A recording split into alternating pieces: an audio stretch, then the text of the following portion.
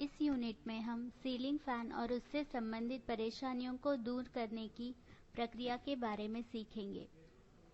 इस यूनिट के अंत में आप सीलिंग फैन के विभिन्न अंगों के बारे में बता सकेंगे, उसके कार्य करने की विधि का विवरण कर सकेंगे एवं उसकी कार्य करने की स्थिति को चेक करते हुए उसकी रिपेयर भी कर सकेंगे।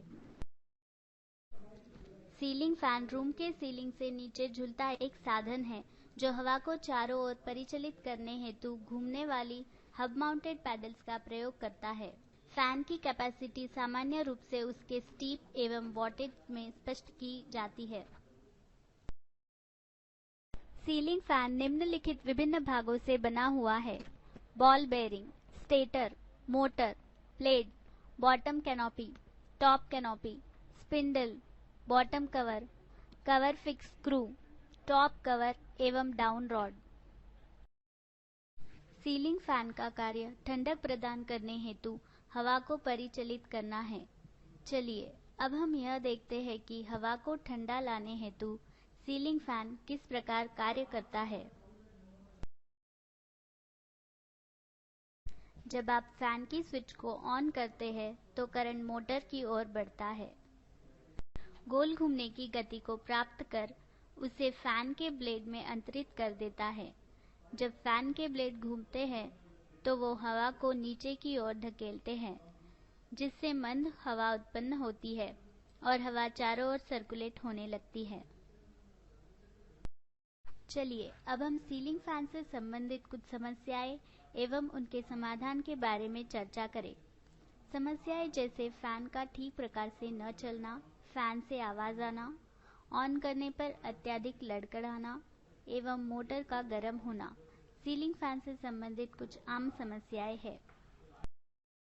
चलिए अब हम सीलिंग फैन से उत्पन्न होने वाली मूलभूत समस्याओं की ट्रबल-शूटिंग प्रक्रिया के बारे में जांच करते हैं।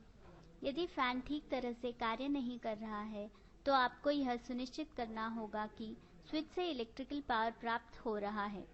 साथ ही अन्य क्षेत्रों में भी जांच की आवश्यकता है और वे ये है: सीलिंग रोज पर कंटिन्यूटी, कैपेसिटर की वैल्यू चेक करना और इंटरनल वायरिंग हेतु कंटिन्यूटी।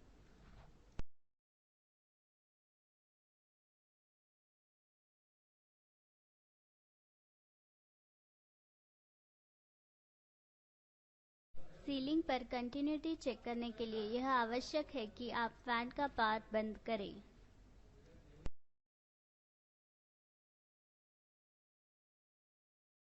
अब टूल किट से स्क्रू ड्राइवर का प्रयोग करते हुए उन स्क्रू को ढीला करें जो फैन को सीलिंग पर लगाते हैं।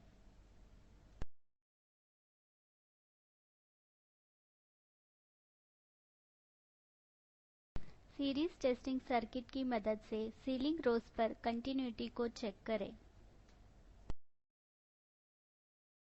अब हमने सीलिंग रोज की कंटिन्यूटी की जांच कर ली है। सीलिंग रोज की कंटिन्यूटी की जांच करते समय सीरीज सर्किट में लगे बल्ब जलने लगे। इससे यह पता चलता है कि सीलिंग रोज ठीक तरह से कार्य कर रहा है। चलिए अब हम कैपेसिटर को चेक करते हैं। साधारणतः कैपेसिटर कंडेंसर क्लैंप की मदद से फैन के ऊपरी ढक्कन पर स्थापित होता है। कंडेंसर क्लैंप के प्लग को निकालें और कैपेसिटर को रॉड से हटा दें। अब कैपेसिटेंस मीटर की मदद से कैपेसिटर के मूल्य को चेक करें। कैपेसिटर की वैल्यू चेक करने के लिए कैपेसिटेंस मीटर की प्रोब्स को इस तरह से रखें कि प्रत्येक कैपेसिटर के टर्मिनल को छूता हो।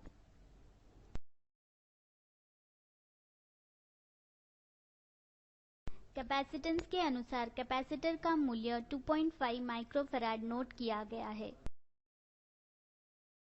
इससे यह पता चलता है कि कैपेसिटर काम करने की अच्छी स्थिति में है।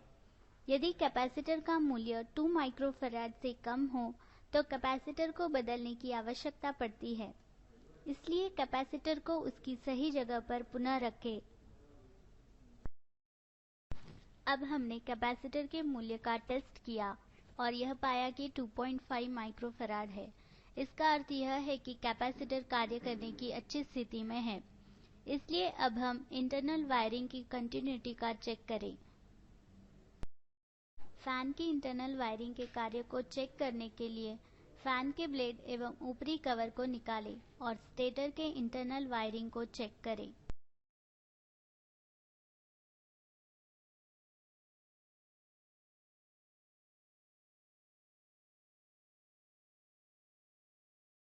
स्टेटर की इंटरनल वायरिंग को चेक करने के लिए इंटरनल वायर की कंटिन्यूटी को चेक करें।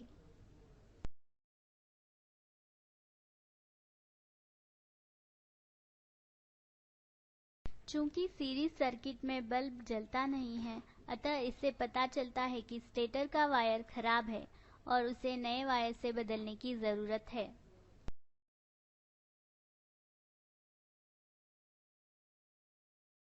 अब फैन के टॉप कवर को पुनः स्थापित करें और साथ ही ब्लेड को भी पुनः स्थापित करें।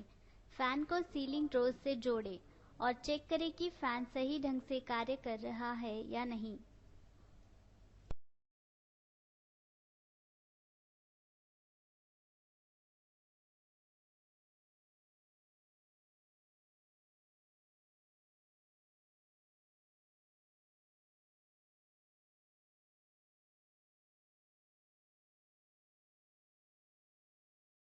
हमने सफलतापूर्वक समस्या का हल ढूंढकर उसे सही कर दिया है। फैन स्टेटर में जली हुई वायरिंग के कारण काम नहीं कर रहा था।